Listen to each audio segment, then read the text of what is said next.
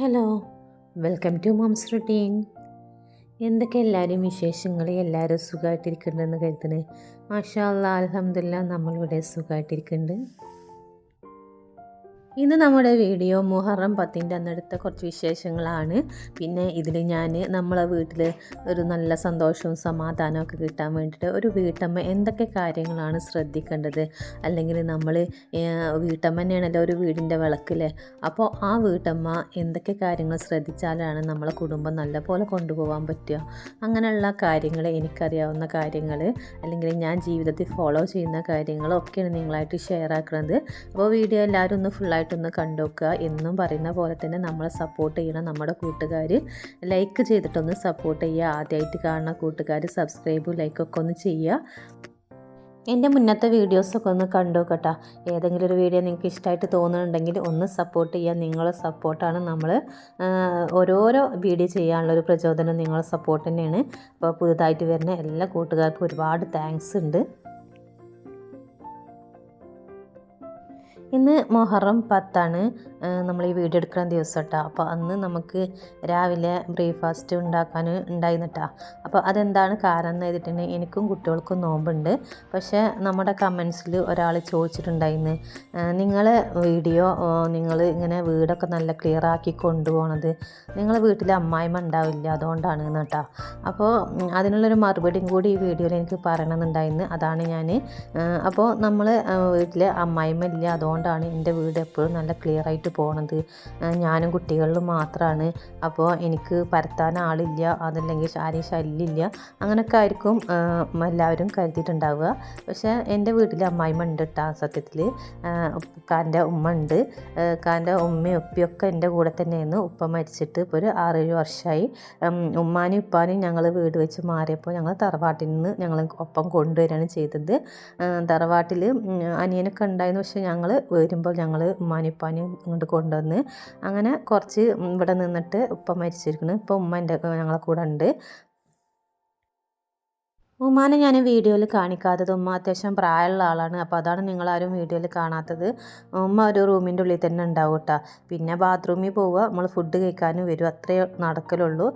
കൂടുതലായിട്ട് നടക്കലില്ല, വാക്കറിൻ്റെ മുകളിലാണ് നടക്കുന്നത്. അപ്പോൾ ഞാൻ വീഡിയോ എടുത്തിട്ടുണ്ടെങ്കിൽ എങ്ങനെയാണ് ഇനി എന്താ അത് ചെയ്യണമെന്നൊന്നും അവർക്കറിയില്ല. ഞാൻ നമ്മൾ ക്യാമറ അല്ലെങ്കിൽ ഫോൺ വെച്ചിട്ട് നമ്മൾ വീഡിയോ എടുക്കുമ്പോൾ തന്നെ ഉമ്മ അതിങ്ങനെ നോക്കലുണ്ട് കേട്ടോ, അത് എന്താ ചെയ്യണമെന്ന് എത്തിയിട്ട്. അപ്പോൾ അത് അവർക്ക് അറിയില്ലല്ലോ. പിന്നെ അതാണ് ഞാൻ വീഡിയോയിൽ ഉൾപ്പെടുത്താത്തത്. അപ്പോൾ രാവിലെ ഞാനൊന്ന് മുറ്റടിച്ചിട്ടുണ്ട്. അപ്പോൾ രാവിലെ ബ്രേക്ക്ഫാസ്റ്റ് ഉണ്ടാക്കിയിട്ടുണ്ടായിരുന്നു, ദോശ ഉണ്ടാക്കിയിട്ടുണ്ടായിരുന്നു. അപ്പോൾ അത് പിന്നെ നോമ്പായാലും എന്തായാലും എനിക്ക് ഫുഡ് ഉണ്ടാക്കണം എന്ന് കരുതി നമ്മൾ വീട് വൃത്തിയില്ലാതെ ഇടേണ്ട ആവശ്യമൊന്നുമില്ല കേട്ടോ. നമുക്ക് നമ്മളെ കൊണ്ട് പറ്റുന്ന രീതിയിൽ നമ്മൾ വീടൊക്കെ വൃത്തിയാക്കി കൊണ്ടുപോവുക. അത് ഒരാളുണ്ടെന്ന് കരുതിയിട്ട് അല്ലെങ്കിൽ പറയുന്നത് ശരിയായിരിക്കും. ചിലർ അമ്മായിമാർ നല്ല സ്ട്രോങ് ഉള്ളവരുണ്ടാവും, അല്ലെങ്കിൽ അവരെ കൊണ്ട് ബുദ്ധിമുട്ടുള്ളവരുണ്ടാവും. അപ്പോൾ അവർക്കത് വീട് ക്ലീൻ ആക്കിയാൽ വീണ്ടും പരത്തും എന്നൊക്കെയാണ് അവർ പറയുന്നത്. കമൻറ്റ് ചെയ്ത ആൾ പറഞ്ഞത് കേട്ടോ. അപ്പോൾ ശരിയായിരിക്കട്ടെ, അങ്ങനത്തെ ബുദ്ധിമുട്ടുകളൊക്കെ ഉണ്ടാവും. അപ്പോൾ എല്ലാവർക്കും ഉണ്ടാവും കേട്ടോ. ഒരുപാട് ബുദ്ധിമുട്ടും കഷ്ടപ്പാടൊക്കെ കഴിഞ്ഞ് വന്ന ആൾ തന്നെയാണ് ഞാൻ. അപ്പോൾ നമ്മൾ ക്ഷമിച്ച് കഴിഞ്ഞിട്ടുണ്ടെങ്കിൽ ഒരു കാലത്ത് നമുക്കും നല്ലൊരു ജീവിതം ഉണ്ടാവും. അങ്ങനെയാണ് എനിക്ക് പറയാനുള്ളത്. എൻ്റെ ജീവിതം വെച്ചിട്ട് എനിക്ക് പറയാനുള്ളത് അതാണ്. മുറ്റടിക്കലൊക്കെ കഴിഞ്ഞിട്ട് ഞാനിതാ നമ്മൾ കുറച്ച് 10 മണി ചെടികൾ വെക്കട്ടെ ഇവിടെ. അപ്പോൾ ഇവിടെ പുല്ലൊക്കെ വന്നിട്ടുണ്ടായിരുന്നു. അപ്പോൾ ഞാനതൊക്കെ പറിച്ച് കളഞ്ഞിട്ട് ഇങ്ങനെ മണ്ണ് അങ്ങനെ കെടുക്കുമ്പോൾ അതിവിടെ പുല്ല് വരും. അപ്പോൾ ആരും ഇത് പോവും ചെയ്യും. പിന്നെ നമ്മളെ വേനൽക്കാലമൊക്കെ ആകുമ്പോഴത്തേനും ഇവിടെ 10 മണിയൊക്കെ വെച്ച് കഴിഞ്ഞാൽ നല്ല വെയിൽ കിട്ടുന്ന ഒരു ഏരിയയാണ് ഈ ഭാഗത്ത്. അതാണ് ഈ അരയിലെ പ്ലാന്റ്സൊക്കെ നല്ല ഭംഗിയിൽ നിൽക്കൽ. അപ്പോൾ അവിടെ നല്ല 10 മണി ചെടികളൊക്കെ വെച്ചിട്ട് നമ്മളിങ്ങനെ ഒപ്പം വെട്ടി കൊടുത്ത് കഴിഞ്ഞിട്ടുണ്ടെങ്കിൽ നല്ല ഭംഗി ഉണ്ടാവും കാണാൻ. അങ്ങനെ ഞാൻ അരയിലേൻ്റെ ഒക്കെ ഓരോ ചെറിയ കമ്പൊക്കെ വെച്ചിട്ടാണ് ഈ പ്ലാന്റ്സൊക്കെ ഞാൻ വെച്ച് പിടിപ്പിച്ചിട്ടുള്ളത്. അപ്പോൾ എൻ്റെ കഷ്ടപ്പാടിൻ്റെ ഇത് തന്നെയാണ് കേട്ടോ എനിക്ക് ഒരു വീടുണ്ടായതും എനിക്ക് ഇതുപോലെ ഒരു മുറ്റമൊക്കെ ആക്കിയിട്ട് ഞാൻ എൻ്റെ ഒരു ഹാർഡ് വർക്ക് തന്നെയാണ്. അതില്ലാതും എല്ലാത്തിലും ഉണ്ട്. അപ്പോൾ ഞാൻ പറയുന്നത് എന്താണ്, ഹാർഡ് വർക്ക് ചെയ്യാനുള്ളൊരു മനസ്സുണ്ടാവുക എന്നുള്ളതാണ് കേട്ടോ ഒന്നാമത്തെ കാര്യം.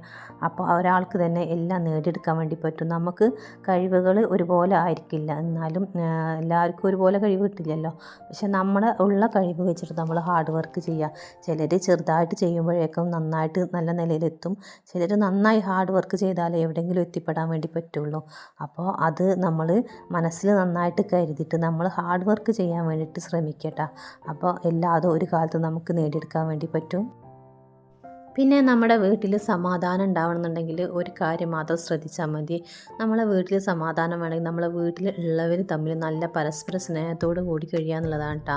അപ്പോൾ ഭാര്യയും ഭർത്താവായി കഴിഞ്ഞിട്ടുണ്ടെങ്കിലും കുട്ടികളായി കഴിഞ്ഞിട്ടുണ്ടെങ്കിലും നമ്മൾ ഭാര്യയും ഭർത്താവും തമ്മിൽ സംസാരിക്കുന്ന രീതികൾ അല്ലെങ്കിൽ നമ്മുടെ പ്രവൃത്തികളായിരിക്കും നമ്മളെ മക്കൾ കണ്ട് പഠിക്കല്ലേ.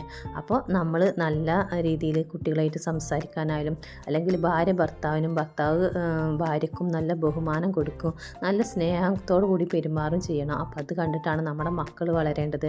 അപ്പോൾ എൻ്റെ റോൾ മോഡൽ എൻ്റെ ഉപ്പയാണ് അല്ലെങ്കിൽ എൻ്റെ ഉമ്മയാണ് എന്ന് മക്കൾക്ക് തോന്നുന്ന വിധത്തിലായിരിക്കണം നമ്മൾ പെരുമാറേണ്ടത്. അപ്പോൾ ആ വീട്ടിൽ അങ്ങനെ ഒരു കലഹങ്ങളില്ലാതെ അല്ലെങ്കിൽ തർക്കങ്ങളില്ലാതെ അങ്ങനെ പോവുകയാണെന്നുണ്ടെങ്കിൽ ആ വീട്ടിൽ നല്ല സന്തോഷവും സമാധാനവും ഉണ്ടാവും കേട്ടോ. കുറേ പണവും സമ്പത്തോ അല്ലെങ്കിൽ സൗകര്യങ്ങളെല്ലാം ഒരു വീട്ടിൽ സമാധാനത്തിൻ്റെ അടിസ്ഥാനം പരസ്പര സ്നേഹം തന്നെയാണ് കേട്ടോ. അപ്പോൾ കുട്ടികളായാലും നമ്മൾ ഭാര്യ ഭർത്താക്കന്മാരായി കഴിഞ്ഞിട്ടുണ്ടെങ്കിലും എല്ലാവരും നല്ല സ്നേഹത്തോടു കൂടി തന്നെ പെരുമാറാൻ വേണ്ടി നിൽക്കട്ടെ. അപ്പോൾ നമ്മൾ കുറച്ച് വിട്ടുവീഴ്ചകൾക്കൊക്കെ തയ്യാറാവുക. അപ്പോൾ ഓരോരുത്തരെ നമ്മൾ വിചാരിക്കുന്ന സ്വഭാവങ്ങളായിരിക്കില്ല മറ്റുള്ളവർക്ക്. പക്ഷേ ഞാൻ ആദ്യം പറഞ്ഞ പോലെ തന്നെ ക്ഷമിക്കുക എന്നുള്ളതാണ് മെയിനായിട്ട് കേട്ടോ. പിന്നെ അമ്മായിമാരും അമ്മൂസന്മാരും പിന്നെ നമ്മളെ വീട്ടിൽ കുറേ അംഗങ്ങളൊക്കെ ഉള്ളവരുണ്ടാവും. പക്ഷെ അവിടെയൊക്കെ നമ്മൾ അഡ്ജസ്റ്റ്മെൻറ്റും നമ്മൾ ക്ഷമയുണ്ടെങ്കിൽ നമുക്ക് ഏത് കുടുംബത്തിനും നല്ലപോലെ ജീവിക്കാൻ വേണ്ടി പറ്റും കേട്ടോ. അതൊരു സത്യം തന്നെയാണ്. ഇതിന് നെഗറ്റീവ് കമൻസൊക്കെ പറയണവരുണ്ടാവും, അത് നിങ്ങൾ അനുഭവിക്കാനായിട്ടാണ്, അങ്ങനെയാണ് അതാണ് ഇതാണെന്നൊക്കെ പറയും. പക്ഷേ അതല്ല കേട്ടോ, അതൊക്കെ ഞാൻ അനുഭവിച്ച് വന്ന ആൾ തന്നെയാണ്. അപ്പോൾ നാത്തൂന്മാരുടെ ഇടയിലും അല്ലെങ്കിൽ അമ്മായിമാരുടെ ഇടയിലൊക്കെ ഒരുപാട് കാര്യങ്ങളൊക്കെ കഴിഞ്ഞ് വന്ന ആൾ തന്നെയാണ് ഞാനും. ഇപ്പോൾ അൽഹംദുലില്ലാ നമുക്ക് നല്ല സന്തോഷത്തിലും സമാധാനത്തിൽ തന്നെയാണ് ജീവിതം മുന്നോട്ട് പോണത്. അപ്പോൾ നമ്മൾ എല്ലാവരും ക്ഷമിക്കുക, എല്ലാവരോടും നന്നായി പെരുമാറട്ടെ. അപ്പോൾ ആ പെരുമാറുന്ന രീതി നമുക്ക് ഒരു കാലത്ത് നമുക്ക് തിരിച്ചു കിട്ടും. അപ്പോൾ മുറ്റത്ത് കുറച്ചും കൂടി പണികളൊക്കെ ഉണ്ടായിരുന്നു. ഈ പ്ലാന്റ്സൊക്കെ ഒന്ന് കട്ട് ചെയ്ത് കൊടുക്കുന്നുണ്ട്. അപ്പോൾ നമ്മൾ കുട്ടികളെ നോക്കണ മാതിരി അല്ലെങ്കിൽ വീട്ടിൽ മറ്റുള്ള ജോലികൾ എടുക്കണ മാതിരി തന്നെ ഒരു ചെടി വെച്ച് കഴിഞ്ഞിട്ടുണ്ടെങ്കിൽ അതിന് നമ്മൾ കെയർ ചെയ്യണം കേട്ടോ. അപ്പോഴാണ് അത് നമുക്കും അതിൻ്റെ നല്ല റിസൾട്ടിൽ തരുള്ളൂ. അപ്പോൾ നന്നായി വളരുമ്പോഴാണ് നമ്മളത് വെച്ച് കൊടുത്തതിന് നമുക്കൊരു കാര്യം ഉണ്ടാവുള്ളൂ. ലൈഫിലെ എല്ലാ കാര്യവും അങ്ങനെ തന്നെയാണ്. നമ്മൾ എല്ലാ കാര്യം നല്ല ശ്രദ്ധയോട് കൂടി നമ്മൾ അതിനു വേണ്ടി പരിശ്രമിക്കുക. അപ്പോൾ നമുക്ക് എല്ലാം നല്ല റിസൾട്ട് കിട്ടും. പിന്നെ അധികം കെയറൊന്നും ഇല്ലാതെ കുറച്ച് പ്ലാന്റ്സൊക്കെ വെക്കണമെന്നുണ്ടെങ്കിൽ ഇതുപോലെ ഈ തെച്ചി വെച്ചെടുത്താൽ മതിട്ടാ. വർഷക്കാലത്തിലും വേനൽക്കാലത്തിലും നന്നായിട്ട് പൂക്കളിടുന്ന ഒരു പ്ലാന്റാണ് ഈ തെച്ചിട്ട. എനിക്കങ്ങനെ വെച്ച് കൊടുത്തപ്പോൾ തോന്നിയത് നല്ല പൂക്കൾ ഉണ്ടാവലുണ്ട്. അപ്പോൾ ഞാനിപ്പോൾ കുറേ കട്ട് ചെയ്ത് കാരണം കൊണ്ട് പൂ പോയതാണ്. നല്ല ഫ്ലവേഴ്സ് ഉണ്ടാവലുണ്ട് കേട്ടോ ഈ തെച്ചിൻ്റെ മുകളിൽ. അപ്പോൾ ഒരു 3-4 ഐറ്റം തെച്ചൊക്കെ വെച്ച് കഴിഞ്ഞാൽ തന്നെ മുറ്റത്തൊരു ഭംഗി ഉണ്ടാവും. പിന്നെ ഞാൻ ഇങ്ങനെയുള്ള പ്ലാന്റ്സൊക്കെയാണ് വെച്ച് കൊടുത്തിട്ടുള്ളത്. ഇതും അല്ലാതെ കെയറും കാര്യങ്ങളൊന്നും ആവശ്യമില്ലാത്ത പ്ലാന്റാണ്. എന്നാലും നമ്മൾ കണ്ണ് എന്നും നമ്മളെ പ്ലാന്റ്സിൻ്റെ അടുത്തും അല്ലെങ്കിൽ നമ്മളെ വീടിൻ്റെ മുക്കുമൂലയിലൊക്കെ ഒന്ന് എത്തട്ടെ. പിന്നെ നമ്മൾ ചെയ്ത് കഴിഞ്ഞാൽ വൃത്തിയില്ല എന്ന് പറയുന്ന ആൾക്കാരോട് ചെയ്തിട്ട് നമ്മളെ മക്കളെ കൊണ്ട് നമുക്ക് ചെയ്യിക്കാമല്ലോ. നമുക്ക് ഇതുപോലെ ചെയ്യുക അതുപോലെ ചെയ്യുന്നൊക്കെ പറഞ്ഞിട്ട് കുട്ടികളെ കൊണ്ട് ചെയ്യിക്കാം നമുക്ക്. ഇനിയിപ്പോൾ വീട്ടിൽ അമ്മായിമ്മ ഉണ്ട് അല്ലെങ്കിൽ അവർ ചെയ്തില്ല എന്നുണ്ടെങ്കിലും ബാക്കിയുള്ള അംഗങ്ങളൊന്ന് നല്ല പോലെ ചെയ്ത് കഴിഞ്ഞാലും കുറേ നമ്മളെ വീട് വൃത്തി ഉണ്ടാവും കേട്ടോ. പിന്നെ നമുക്ക് കുറേ ചെയ്ത് നോക്കിയിട്ട് നമ്മളെ വീട് എത്രത്തോളം ഭംഗിയാക്കി കൊണ്ടുപോകാൻ പറ്റുമോ അത്രത്തോളം നമ്മൾ ഭംഗിയാക്കി കൊണ്ടുപോകാൻ വേണ്ടി ശ്രമിക്കുക. അപ്പോൾ ഞാൻ മുറ്റത്തത്തെ പണിയും കാര്യങ്ങളൊക്കെ കഴിഞ്ഞ് ഞാൻ വീട്ടിൻ്റെ ഉള്ളിലേക്ക് കയറി തുടച്ചെടുക്കുന്നുണ്ട് കേട്ടോ. ഇപ്പം നല്ല മഴയാണല്ലേ, മഴക്കൊരു ഒഴിവുമില്ല.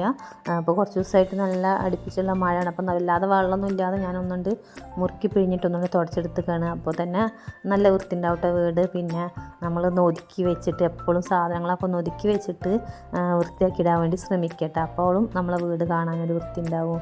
അപ്പോൾ നമ്മളെ വീട്ടിൽ ബർക്കത്ത് ഉണ്ടാവാൻ നമ്മൾ ചെയ്യേണ്ടത് തർക്കങ്ങൾ ഒഴിവാക്കട്ടെ. തർക്കങ്ങൾ ഇല്ലാതിരിക്കുക. പരസ്പരം തർക്കിച്ച് കഴിഞ്ഞിട്ടുണ്ടെങ്കിൽ ആ വീട്ടിൽ എന്തെങ്കിലുമൊക്കെ ഒരു പ്രശ്നമായിട്ടുണ്ടാവും കേട്ടോ. പിന്നെ സമാധാനം എന്നുള്ള കാര്യം നമുക്ക് ഉണ്ടാവില്ല. അപ്പോൾ തർക്കത്തിൽ ബർക്കത്തില്ല എന്നാണ് പറയുക.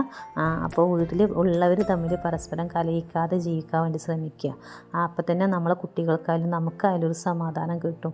പിന്നെ എന്തെങ്കിലും ചെറിയ ചെറിയ കാര്യങ്ങളൊക്കെ തന്നെ നമ്മൾ അതിൽ സന്തോഷം കണ്ടെത്തുക. അത് നമ്മളെ മക്കൾ വെച്ചിട്ടും അല്ലെങ്കിൽ വീട്ടിലുള്ള അംഗങ്ങൾ വെച്ചിട്ട് ഒരുമിച്ചിട്ട് നമ്മൾ അത് സന്തോഷത്തിൽ നമ്മൾ ചെയ്യട്ടെ. എന്ത് കാര്യം ചെയ്യുമ്പോഴും അപ്പം തന്നെ നമ്മളെ വീട്ടിൽ സമാധാനവും സന്തോഷവും ബർക്കത്തും കാര്യങ്ങളൊക്കെ ഉണ്ടാവും. പിന്നെ ഞാൻ തുടപ്പും കാര്യങ്ങളും ഒക്കെ ഒന്ന് മാറ്റൊക്കെ ഉണ്ടായിരുന്നു, അതൊക്കെ ഒന്ന് കഴുകിയെടുക്കുകയാണ്. അപ്പോൾ ഇത് നമ്മളെ മുറ്റത്ത് തന്നെയുള്ള കുളമാണ്. കുളം ഉണ്ട് എന്ന് കരുതിയിട്ട് ഞാൻ അങ്ങനെ എന്നൊന്നും വരില്ല കേട്ടോ, ഇറങ്ങലില്ല, വെള്ളത്തേക്ക് ഇറങ്ങാനൊക്കെ ഒരു മടിയാണ്. പിന്നെ അങ്ങനെ എന്തെങ്കിലും മാറ്റും കാര്യങ്ങളൊക്കെ ഉണ്ടെങ്കിൽ ഞാൻ ഇത് കുളത്തിൽ വന്നിട്ടൊന്ന് കഴുകിയെടുക്കും, അപ്പോൾ പെട്ടെന്ന് കഴിയുമല്ലോ എന്ന് എത്തിയിട്ട്. അപ്പോൾ അതൊക്കെ കഴിഞ്ഞ് പിന്നെ കുളിയൊക്കെ കഴിഞ്ഞിട്ടുണ്ട്, പിന്നെ പ്രത്യേകിച്ചൊന്നുമില്ല. ഇനി നമ്മൾ ഈ രാവിലെ എണീറ്റ് കഴിഞ്ഞിട്ടുണ്ടെങ്കിൽ ഈ മുഹറം മാസത്തിൽ ഒരു 41 യാസീൻ ഓതുന്നത് നല്ലതാട്ടോ. നമ്മളൊരു വർഷത്തിൻ്റെ ആരംഭമാണ്. അപ്പം നമ്മളെ കുടുംബത്തിന് നല്ല സമാധാനം കിട്ടാൻ അല്ലെങ്കിൽ സന്തോഷം കിട്ടാൻ നമ്മൾ ഒരു 41 യാസീൻ ഈ മുഹറം മാസത്തിൽ നമ്മൾ ഓതാൻ വേണ്ടിയിട്ടൊന്ന് മനസ്സിൽ കരുതിയിട്ട് നമ്മൾ മാസം തുടങ്ങുമ്പോൾ തന്നെ ഓതി തുടങ്ങട്ടോ. അത് നല്ലതാണ്, ഓരോ വർഷം ആരംഭിക്കുമ്പോഴും നമ്മളത് ചെയ്യുന്നത് നല്ലതാണ്. അപ്പോൾ നമ്മളെ കുടുംബത്തിൽ നല്ല സമാധാനം ഉണ്ടാവും, നല്ല ഐശ്വര്യം ഉണ്ടാവും കേട്ടോ. നമ്മൾ ഹസ്ബൻഡിന് ജോലിയിൽ ബർക്കത്ത് ഉണ്ടാവാനും അല്ലെങ്കിൽ നമുക്ക് ആരോഗ്യം ഉണ്ടാവാനും അങ്ങനെ നമ്മൾ മനസ്സിൽ ഒന്ന് കരുതിയിട്ട് ഒരു 41 യാസീനൊക്കെ ഓതി തുടങ്ങിയിട്ടുണ്ടെങ്കിൽ നല്ലതാണ്. അപ്പോൾ ഞാനങ്ങനെ ഓതലുണ്ട്. അപ്പോൾ നമ്മൾ നിസ്കാരം കാര്യങ്ങളൊക്കെ കഴിഞ്ഞ് കുറച്ച് നേരം നമുക്ക് ഒന്ന് ഖുർആൻ ഓതാനോ അല്ലെങ്കിൽ എന്തെങ്കിലും കാര്യങ്ങൾക്ക്, അല്ലെങ്കിൽ ഞാൻ എഡിറ്റിങ്ങിലൊക്കെ ഇരിക്കൽ ഉച്ചയ്ക്ക് തന്നെയാണ്. അപ്പോൾ അത് നമസ്കാരം കഴിഞ്ഞതിന് ശേഷം ഓതി തുടങ്ങുകയാണ് നല്ലത്. അപ്പോൾ അതൊക്കെ അതാട്ടോ, അങ്ങനെയാണ്. അപ്പോൾ ഇന്ന് ഞാനിനി വൈകുന്നേരം നമ്മൾ നോമ്പ് പറക്കാൻ കോളിഫ്ലവർ വെച്ചിട്ട് ഒരു ഗ്രേവിയും പിന്നെ നമ്മൾ ഒരു ദോശയാണ് ഉണ്ടാക്കുന്നത് ഗോതമ്പ് പൊടി വെച്ചിട്ട്.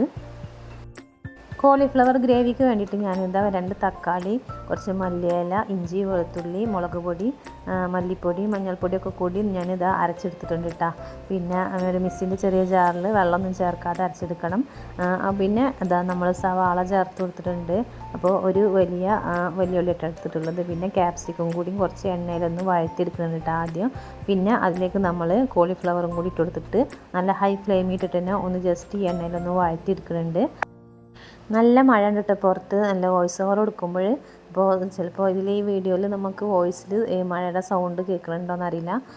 അപ്പോൾ എന്തായാലും ഇതാ നമ്മൾ കോളിഫ്ലവർ ഒന്ന് ഇതേപോലെ ഒന്ന് ഹൈ ഫ്ലെയിമിലിട്ടിട്ട് എണ്ണയിൽ മൂപ്പിച്ചെടുത്തതിന് ശേഷം നമ്മൾ വേറൊരു പാത്രത്തിലേക്ക് മാറ്റിയിട്ടുണ്ട്. ഇനി നമ്മൾ 2 പട്ട, ഗ്രാമ്പു, ഏലക്കായ ഇട്ട് കൊടുത്തിട്ടുണ്ട്. പിന്നെ നമ്മൾ ഈ അരച്ചെടുത്ത നമ്മൾ ഈ ഇതും കൂടി ഇതിലേക്ക് ചേർക്കുന്നുണ്ട്. ഈ മിക്സും കൂടി ചേർത്തിട്ട് കുറച്ച് വെള്ളം കൂടി ആക്കിയിട്ട് ഒന്ന് നമ്മൾ ഒന്ന് ഫ്ലെയിം കൂട്ടിയിട്ടിട്ട് എന്നിട്ട് ഇതിൽ നമ്മളിതൊന്ന് ഇളക്കിയിട്ട് ഇതിലിനി കുറച്ച് ഉരുളൻകിഴങ്ങ് വേവിച്ചെടുക്കുന്നുണ്ട്.